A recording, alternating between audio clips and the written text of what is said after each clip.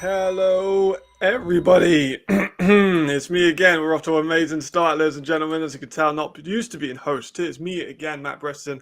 Welcome to ELF Live. We got a stacked weekend, of course, but first, I want to introduce my co-host, Mr. Jarvis McClam, into the arena. How you doing, Jarvis? I am great. I am great. I'm glad to be here once again. What is it? 3 shows in a row now? You shows already. You just here now. You're part of the furniture. I am here. I'm glad to talk football today. Let's do it, man. Let's There do we it. go. We got the chat as well. Good to see everyone. Alex Malchow, of course, a regular. Michael as well. We got Marcus, of course. Wouldn't be a show without Marcus. But we are currently live simultaneously on YouTube, Twitch, Instagram, Facebook. So comment on everything. This is an interactive show. As we've said before, you guys are part of it. And of course, we'll have the relive on the YouTube as well. So you can go back and watch. So this one's a stacked week, Jarvis. We got a lot going on. We're going to start with the signing center because there's been a lot of moves, in particularly in terms of coaching this week that people will have seen. So this one's a definitive one, but you ready to go for it? Let's do it. Let's get into it, man. Here we go. Here we go. Tom Sula, first and foremost, starting with the I'm quite sad about this one, not gonna lie. Not gonna return as head coach of the Ryan Fire for this season. He is a former coach of the year as a multiple time champion. He has a 30-6 record in the ELF and has never been beaten in the playoffs, which is rather impressive. And he is an American football icon in Europe, even before the ELF with NFL Europe. And he was with the Monarchs, with the Claymores, and with the Ryan Fire before they were the ELF Ryan Fire. So this guy is a legend. I'm sad about it. How are you feeling about this one, Jarvis? Because I'm generally quite sad about not seeing some pseudo back for 2025. Yes, of course. I'm definitely saddened about it as well. I hope everything is well on well on his end. And also, I feel like the Ryan Fire they're feeling this too. But I feel like Tom Sula, we're going to miss him as a coach, and can't wait to see him again. Yeah, I'm really hoping we get to see him again as well. But then stepping into the head coaching role is going to be Richard Kent, of course. He's been the DC for the Ryan Fire over the last few seasons as a former assistant coach of the year with that defense as well. If you remember last year, oh my goodness, that defense was spectacular. And even this year as well, they've been a fantastic unit, that defensive line especially. Very experienced, coaching over 30 years. He's been pretty much wherever you want, and he's been phenomenal. So I'm hoping he has actually been coaching the Ryan Fire since week 1 as well. So some people did have questions about that, but he has been a head coach for the whole time. What do you think about this, Jarvis? I mean, I feel like it's a guy who's always been around, so the team knows him. They're going to respect him just like they respect the Tom Sula, of course. And I feel like he's going to get the job done for these guys. Yeah, I agree. He's a phenomenal coach. He's going to do a spectacular job. And that defense has been elite still. Like they've not really missed a beat. But unfortunately, as well, not the end of it with the Ryan Fire. We're going to have to depart with Ed Warner as well. They parted ways. College football national championship winner, coached 11 different colleges. However, they have struggled offensively in 31 points in 3 games. Overall, it's not great, right? You got Chad Jeffries, an elite quarterback in this league. You've got Harlan Kofi, John Bua, Starley. Like you've got Sergi, a great running back. You've got a phenomenal offensive line. It's just not really been living up to expectations. What's your thoughts and feelings on this one? The way I see it, it's kind of like, I don't know. It's like, is he keeping the same scheme, keeping the same playbook with the same guys that you already have? So it's like, what's not working? What is the problem? And I guess they decided to part ways with him. And maybe, I don't know, was he the problem? I don't know. But we're going to see this week once we talk about it later on. Exactly what I was about to see to my segue there. We're about to see because this week's going to be no like pushover for them. They got a difficult offensive challenge. Be interesting to see who steps up for that offensive coordinator role. Maybe they hire internally. I'm a big fan of hiring coaches internally. Not sure I'm sure you agree, but like we've seen like Kentrell Ellison, Andrew Wandinger go from assistant coaches to become head coaches. I would like to see that maybe with the Ryan Fire, but of course, that's speaking into the future. Not something I can speak too much in with this one, but we have 2 more signings, both of which come from the Berlin Thunder. First and foremost, Brandon Polk, former Penn State and JMU University receiver. He had a phenomenal senior year. He had over 1,000 yards in his last season, which is rather impressive.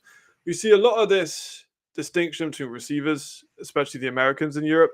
Shorter, faster, speedier Swiss Army knife utility receivers, and then like the big body, deep threat sideline guys. He is the speedier slot receiver that can kind of move around, be part of the run game, be part of the passing game. I think that he's a very quality player, but he's very different to what they had before with their receiver core. What's your thoughts on feeling?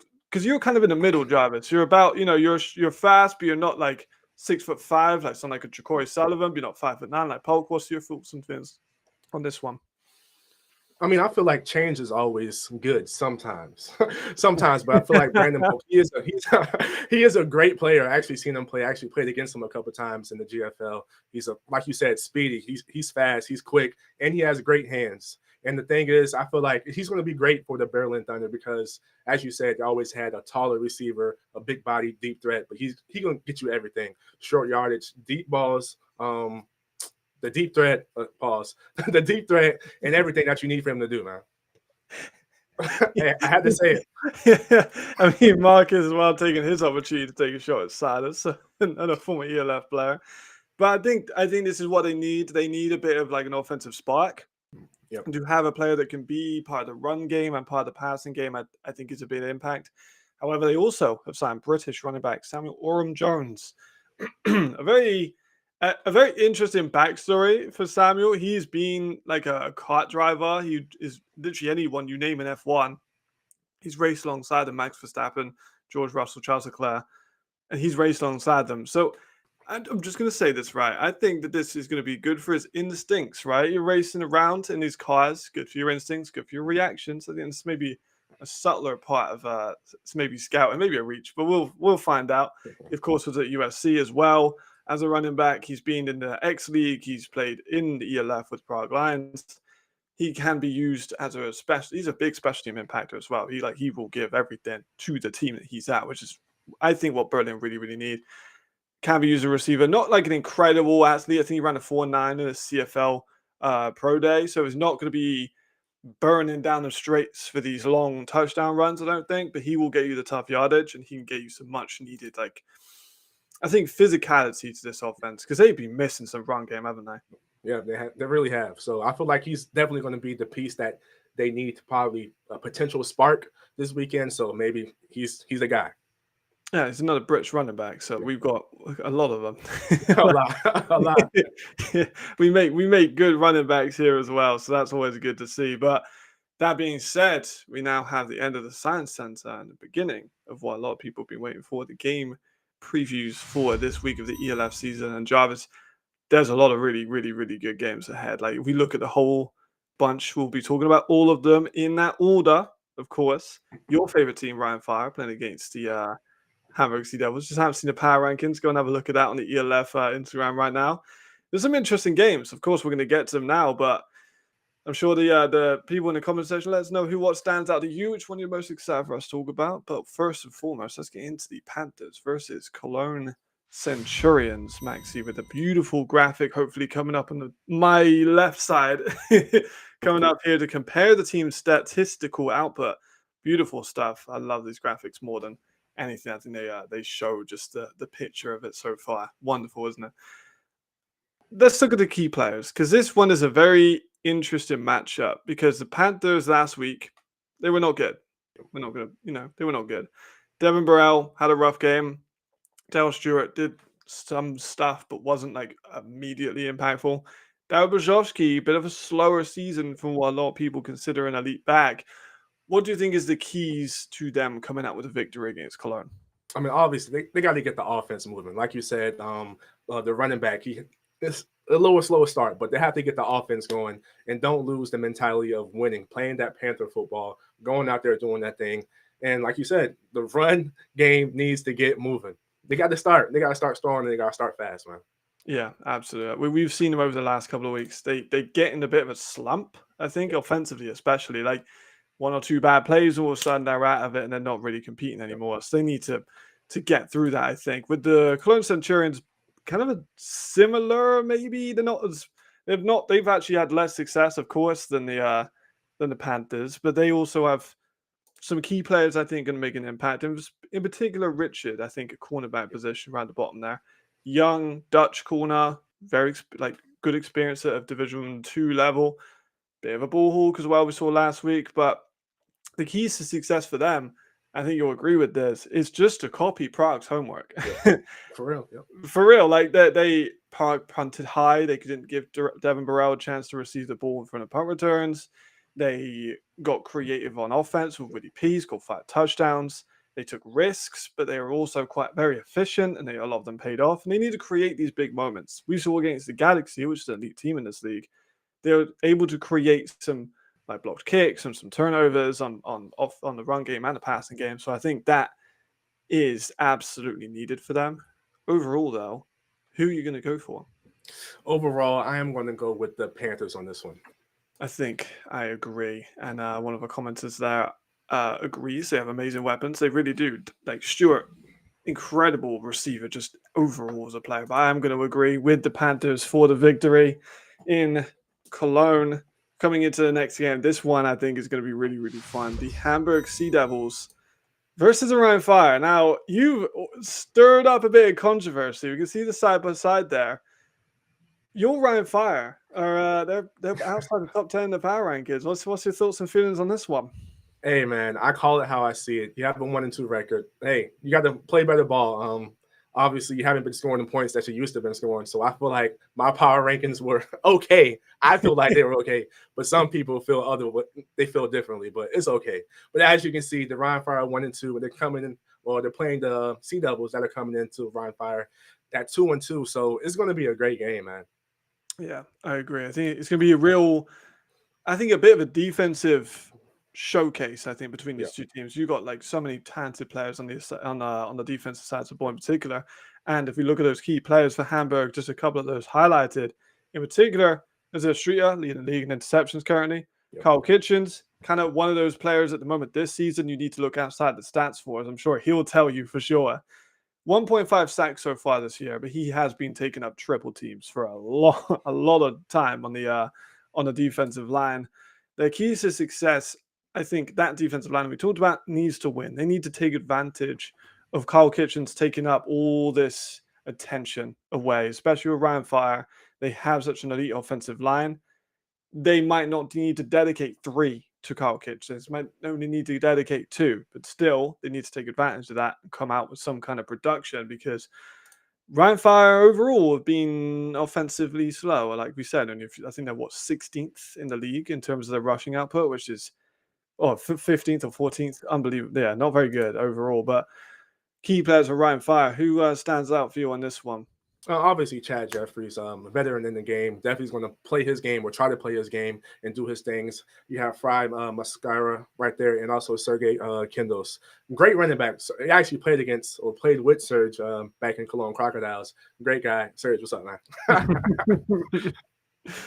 Okay, the keys to success. I think you mentioned Serge. I'm a big fan of Serge. I've done a whole video evaluation on his ability, but they need to get him moving. Yes. Whether or not it's giving him more carries or just getting him different looks, the offensive line, because they have not just been running the ball very well. And I think they need to drastically improve that, especially against this powerful defensive line of Hamburg that we talked about. Yeah. Overall, though, who are you going to go for? This is a tough one to pick, I feel. 2-2, 1-2, divisional game as well. This is a tough one. Even though my power rankings say differently, I'm going with the Fire on this one. I'm going with the Fire. So Fire fans, hey, show me some love now. See, now you're making me feel different because you got them above. Is this an upset then? I don't think it's an upset. I feel like this could be their get back game. Hey, we lost 2 in a row. We have something to prove. We have to play our game. We have to get back to the fireball. So I feel like this is something that they need to do. So I'm picking. Yeah, I agree. I think there's definitely got to be some kind of like revenge aura about them. Like they've not been negative for years. They've not even lost 2 games for years. Now they are. So I think that needs to be something that they address. But I think also another really fun game. Every game this week is fun, but this one I'm also looking forward to is the game week 3, the Enthroners versus the Thunder. Now on paper, you might not think that because one is 0-4, one is 1-3, but I think that makes an interesting matchup, don't you think, Jarvis? Yes, it does. Good game, man. It's going to be a great game. As you said, they both have losing records, but hey, someone has to win this game. Someone is going to win. So hopefully it's a team I pick, but we're going to see later on. Absolutely. Well, the key players going into it for the Enthroners, I'm going to highlight Borkovic. He is, of course, leading the league in tackles, which I think I don't want to call into question it's a deceptive stat, really, isn't it, Jarvis? Like, you get all these tackles necessarily from a linebacker position. It might not mean a defensive line is really performing very well. And speaking of their defensive line, their keys to success for winning this game, they have got these American, these European, they've stacked the defensive line with imports. They're one of the worst teams on defensive line. Like, they don't have much pressure at all. They have produced many sacks. I think it was 4 sacks so far, if I'm not mistaken. They haven't really been producing. And for a team that's spending that much on imports, you'd think that they would be able to really do much. What's going on? Talk to me. I don't know. It's tough, man. You got to get your sacks early. Try to get your sacks. Be creative, like you said for a previous team. Be creative on defense, and also bring your A's in. I think this is John Cole's first game, right? Second. He second played game. last game, yeah. Okay, so his second game. Hey, give him the ball, see what he can do, and hey, let's go, ball out, man. Yeah, I think they got to be creative with John, especially. He played both sides for Munich. I know he wasn't like elite to either side, but I think they need a bit of like a spark on the other side of the ball. So I think that's going to be important for them. And key players at the home team for the Berlin Thunder. This was a weird one for me as well. Sullivan, last couple of weeks, not been great. Very much a turnover-prone player at the moment. 10 touchdowns, 8 picks, and also a number of fumbles. This has been not all entirely his fault. Receivers haven't been creating separation. The offensive line's been overall poor. But the keys to success, and I put again in brackets here, they need to stop turning the ball over. It's on my notes to stop turning the ball over, brackets again. Because this is the second week I've said about it. They didn't listen to me last week, Jarvis. They threw the ball 60 times, and I think he threw 4 picks. So, like, they need to stop turning the ball over. Of course, we've talked so much about their run game. We've got Samuel and Jones there now, so maybe they'll improve. But I think I've asked you this before, of like, as a receiver, when your run game isn't working, from an offensive perspective, do you think it becomes stagnant? Do you think the defenses just figure it out and they just double you, or they just can drop back into coverage because they know that you're not going to run the ball? Of course, like when your running game is not working as a receiver, it makes your job harder because hey, we have to pass the ball now, especially in the situation they was in last week.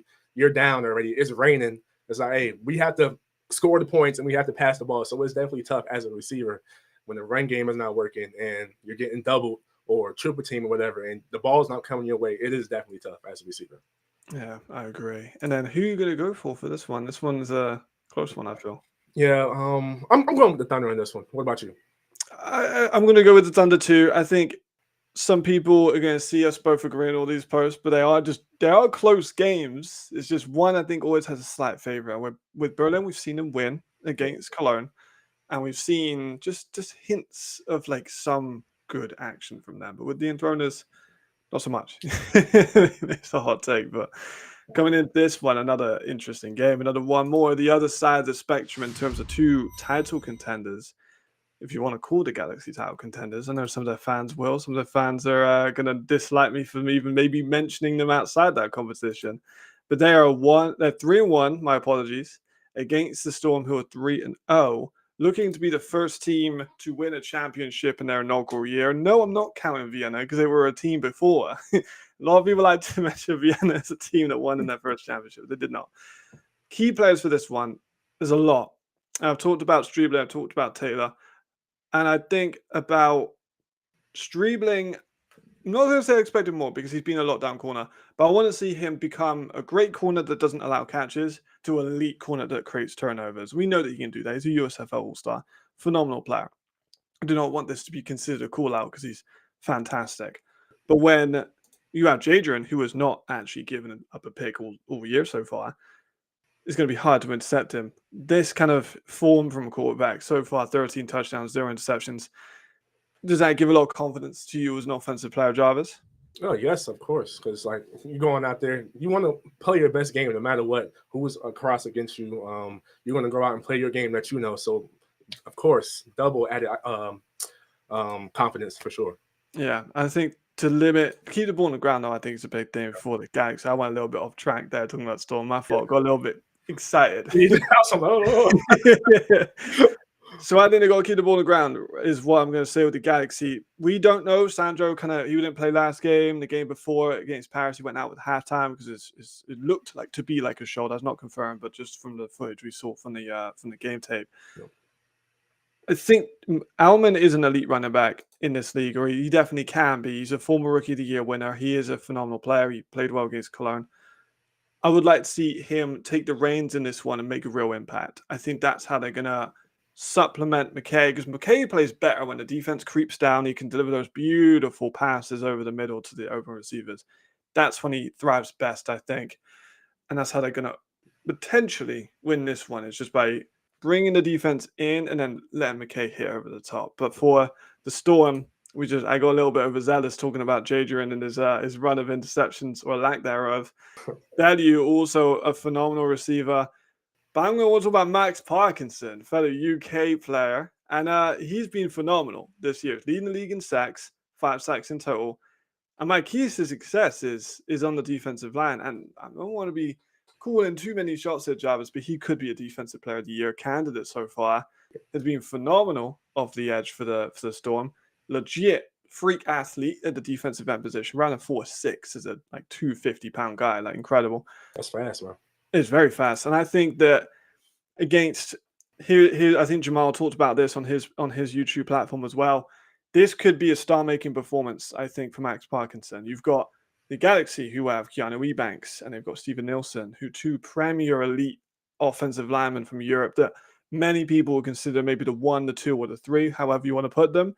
If Max Parkinson can put a bit of a beating on these guys, then he's a defensive player of the year favorite. I don't think that goes questionable because he's been sublime, and putting those kind of numbers against these elite competition would put him in that position. What do you think? Of course, the guys that you mentioned, Nielsen, if you can have a day with him, you go 1-on-1 in him and still get your sacks, still make your tackles and everything, definitely defensive player of the year, definitely. Yeah. And you got Max Parkinson at UE and Keanu Ebanks at UE, and Keanu Ebanks called me out last against Paris with me getting my predictions wrong. But this time, who are you going for the predictions? I'm going with the Storm, man.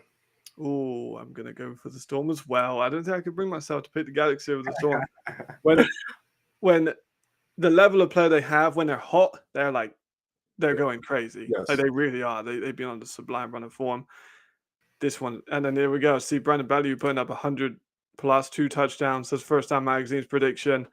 There's a lot of people that are happy about Bellew, especially in terms of a fantasy perspective, which we'll get to just a little bit later. But first, the Mercenaries coming against the Ravens in our game week 5. Another interesting one. Mercenaries not performing well at all. 0-3 against the Ravens, coming off a tough loss against the Surge. But they did show a lot of flash. We look at their statistical comparisons. The Ravens are a very elite football team. I think when anyone's going to doubt that.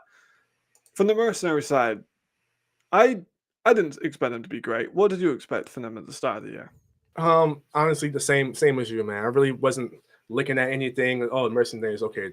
They're just another team. You know what I'm saying? I didn't have them high in my predictions at all this year. Yeah, no, I agree. And then, but I think it's kind of a shining light for them has been Boyval, a running back, another UK running back. I've been very UK based this episode, but he is very good. Came from New Yorker, very very good running back from the UK, physical, tough, and I think they need to give him the ball more, and that's one of my keys to success on this. I think they need to control the tempo. I think when you've got a lot of erratic plays with Weed, which why we love him is these erratic plays, but it doesn't make for winning football quite a lot of the time. Run game does. Your running game can dictate your ceiling, I feel. Yep.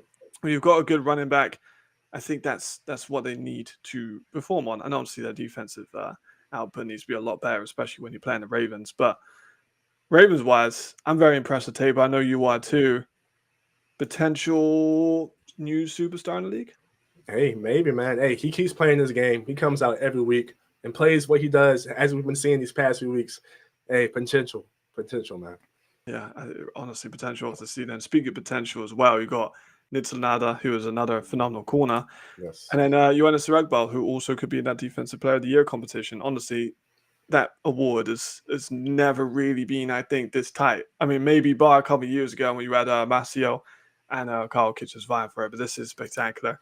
In terms of their keys to the game, I think that this one it could be a trap game, right? We talk about trap games. You think you're going to win, so you're going to go a little bit easier. I think you got to treat this as it's an opportunity to take the division. Like, you are currently able to maybe potentially with a big win leapfrog the Braavos and take the number 1 spot, which I think is what they want ultimately. I mean, every team wants to win their division, but this one, Braavos didn't have, like, they had a good game and they beat them quite comfortably, but they did let up some late touchdowns in the second half. I think if the Ravens can put a bit of a clinic on, that potentially would set them up for an easier maybe game against Braavos. So it'll be interesting to see how that works out. Who is your winner going into this one, Jarvis? Just like you said, man, it's a trap game. I don't think the Ravens are going to fall into this trap, so I got the Ravens winning, man. Yeah, what do you think about Malik as well? The run he's on at the moment. It's crazy, man. Hey, like you said, keep giving him the ball. Like, he's been so good. That's what I'm saying. If you're scoring points and you want to keep scoring points, keep giving him the ball. He's going to eat for you, like, every time. Yeah, he really is. I'm also going to go for the Ravens. I think this one is Kentrell is too experienced as a European, like a coach. He's not European American, but a European coach. You know what I mean? Yeah. And I don't think he's going to let his team fall into a bit of a slump, because he's just, you can see him on the sideline. He gets fired up. Hey, he's going crazy. But that's the coach you need in Europe. I feel like every team needs a coach just like that. That's going to get after their guys if they're winning or losing, no matter what. I feel like every team needs a coach just like Kendra Ellison. I agree. Big Kentrell fan. But last game for the week, another interesting one. Madrid Braavos versus the Raiders. Braavos at 3-1. Raiders at 2-2 after a, should I say, disappointing game against the Vienna Vikings. People all week. Yeah, very disappointing. People all week have been like, is it even a rivalry? Like, they've just completely went from like, it's the Austrian rivalry. Now everyone's like, yeah, it's not even a rivalry anymore. Yeah, we already know who's going to win. That's what they're saying, man. It's been brutal, but you see the side-by-side comparison there. These graphics are also on the ELF. If you want to take just a more detailed look on them, they're on the ELF Instagram. Key players for the Braavos, and it would be, me and you talked about this last week. It is just kind of the Reed Sinnett and Aaron Cruikshank show at this point. Like, can't really not talk about them. I think that Cruikshank is currently my offensive player of the year. Would you disagree? I wouldn't disagree with that. No, I would not. Like, Cruikshank and Sinnett, they're doing their job, man. they came over here for a job, and they are doing it. And they're doing it well. That's crazy, man. They really are. Like, we always said, like, Andrew Winding, amazing coach. He's going to bring the best out of this offense. And I think Aaron Cruikshank's got like 600 yards in like 4 games. Like, crazy, man. He might break the record. I think that he's been phenomenal. ELFopedia are challenging us to say a very difficult name in terms of the pronunciation from the new signing. I'm gonna hand this one over to you, Jarvis. I'm not an expert with international. You have played in Germany. You know, you've experienced guys with different names. I think you're more of an international figure than I am. So I'll let maybe you take this one, because I'll take the first name. How about that? I'll take the first. You can take the second name. I'm gonna go for Sile. Let me practice real quick. No forgatos. I can't say it, man. He's here and he wants to give us a pronunciation guide, like a phonetic one. We'd very much appreciate that. Yes, please. There we go, coming in for Madrid Braavos new signing. But here we go. So we just talk about Cruikshank, of course. Got to keep him up in form, like phenomenal team. But I think defensively, they need to make the Raiders pass the ball. Like, so they couldn't really do that last week. I asked you if you had Miller or you had Perry as your QB1 going into this. I think to me it's clear that Connor Miller is a better quarterback for this team in terms of scheme fit and how he can produce for this one. I think Perry's been a bit erratic. I know that he kind of came in as a later replacement. Scheme's not built for it, blah, blah, blah, blah, blah. He did not look good against Vienna. Like, that's just straight up. And I think that Braavo's going to see that. The Braavo's going to try and act on that. I think ultimately they are going to be able to do it. It was a bit of a spoiler, but we'll go into the Raiders. Raiders now. We just talked about N'Kosi Perry. We just talked about Bonatti. Aaron Maddox as well, phenomenal in his debut year for the Raiders. This run game is sublime. Passing game, not quite caught up to it yet. Bit of a unlucky because injuries happen and Perry comes in. And what's your feelings on this one? Because it's kind of a difficult position to be in, isn't it? Yeah, it's definitely tough, but I feel like they could possibly get the job done. Like you said, the run game is there. Everyone knows the Raiders' run game is there. So if you know that the run game is there as a coach, hey, play action, maybe, you know what I'm saying?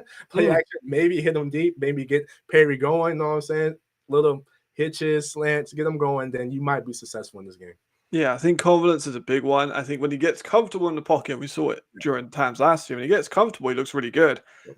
But then when kind of some things go against him, like that game against Munich, it was really raining, he kept slipping. Same with Cinco Sweeten, kept slipping.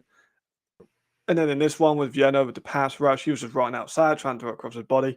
When he gets uncomfortable, it's very clear that he is uncomfortable. So I think this one's going to be about making him uncomfortable. Who have you got for this game? This one, I'm taking the Braavos for this one, man.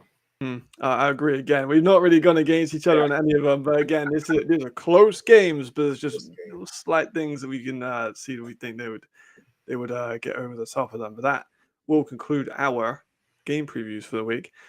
Now we move into the question of the week. Is by Euronics and Dyson, which is of course asked by very regular ELF Live participant, Mr. Marcus Kintz, with his question for are there going to be sideline reporters at the game in the future? What I've been told, and we are presenting to now. Yes, we are working on this as well. There's no definitive action plan yet, but it's definitely been in development. It would improve the game day presentation. I think we can all agree to have people kind of on that. They do have on the German TV, if I'm not mistaken. Jarvis, you'll know that better than me because you've been in these German games. They don't have it on the zone as of now, but that is something that they are planning, which would be cool, right? I think that would be a dope for the fans, right? Definitely, like, especially as a player, like you come in after the game, oh, interview, oh, what's up? Hey, I'm here, you know what I'm saying? So it definitely will be big for the league and the zone. So it'll be great. There we go. There's Marcus as well, literally in the chat as we talk about his questions. That was a great question. I'd like to see that as well. I think it brings an element. I know sometimes I think Hamburg have someone that kind of goes around the stadium as well and does the presentation for them. So just that's the experience, which I think can never be good. Like it can never be too, you can't have too much of a good thing, right? I think that would be great. It'll be great.